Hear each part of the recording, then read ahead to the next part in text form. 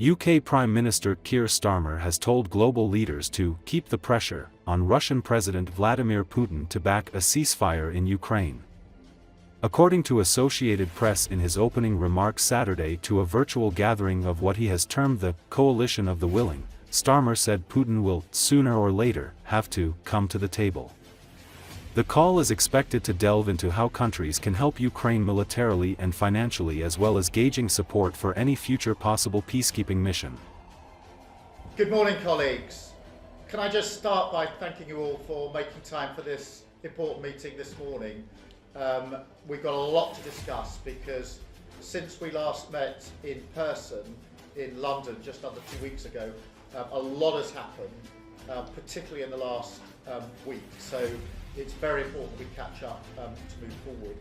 I think what this week has shown, particularly the developments and progress on Tuesday, is that President Zelenski, who's with us this morning, has shown once again that Ukraine is the party of peace because he has agreed to and committed to a 30-day unconditional ceasefire. Now what we see, and this is centrepiece for our discussions today, is that Putin is the one trying to delay. And in a sense, and you all know this, if Putin is serious about peace, it's very simple. He has to stop his barbaric attacks on Ukraine and agree to a ceasefire. And the world is watching.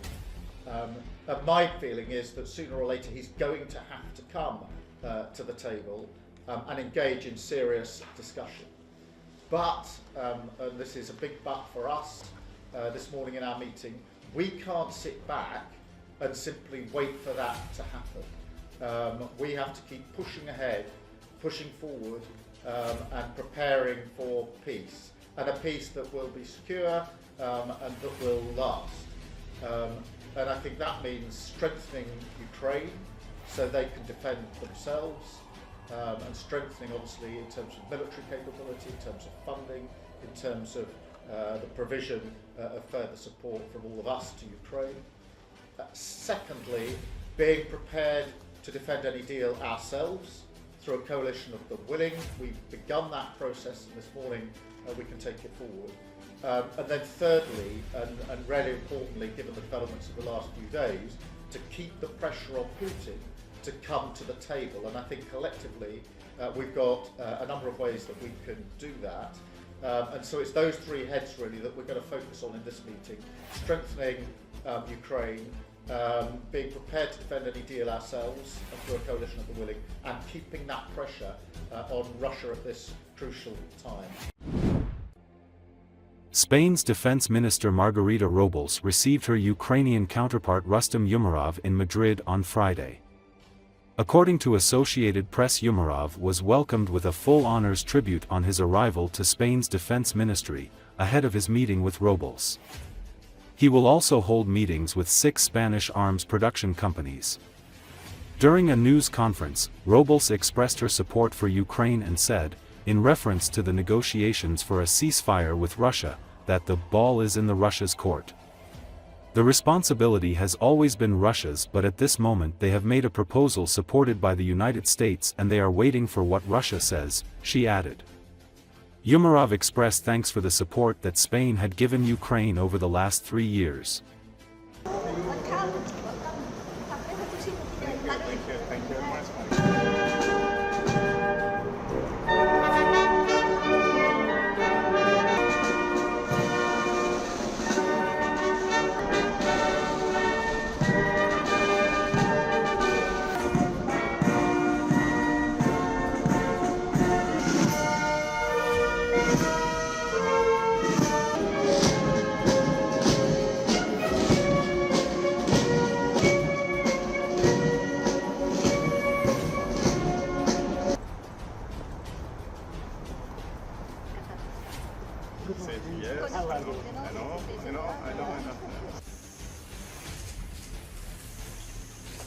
Desde el principio de la terrible y cruel invasión de Ucrania por parte de Putin, España ha estado prestando firme apoyo a Ucrania. Y vamos a continuar apoyándoos en vuestro proceso de paz para conseguir una paz justa y duradera.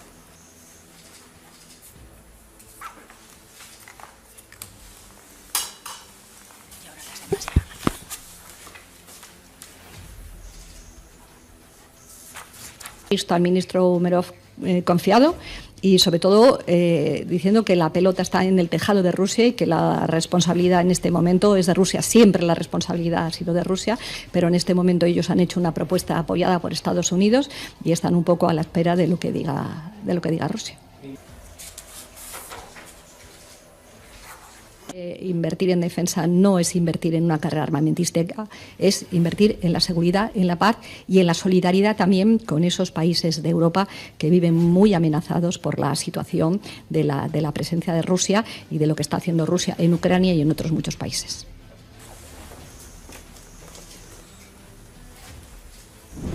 Russian President Vladimir Putin said on Friday he will spare the lives of Ukrainian soldiers in Kursk region if they surrender. According to Associated Press, his comments came as a reply to U.S. President Donald Trump's appeal for the lives of soldiers blocked by Russian troops in Kursk region. Putin added that the servicemen will be guaranteed life and decent treatment. He also claimed that Ukrainian soldiers have committed numerous crimes against the civilian population in the invasion zone. The Russian army, backed by North Korean troops, are now close to completely driving Ukrainian forces from their foothold in Russia's Kursk border region in what would be a major setback for Kiev. Meanwhile, the Russian leader also met with U.S. envoy Steve Witkoff to discuss details of the American proposal for a 30-day ceasefire in Russia's military campaign in Ukraine, asking him to convey Moscow's thoughts to Washington. Мы знаем, что новая администрация во главе с президентом Трампом делает все для того, чтобы восстановить хоть что-то из того, что было практически сведено к нулю, уничтожено прежней американской администрацией. Процесс этот непростой, если не сказать сложный. Как всем хорошо известно, и у меня состоялся телефонный разговор с президентом Трампом.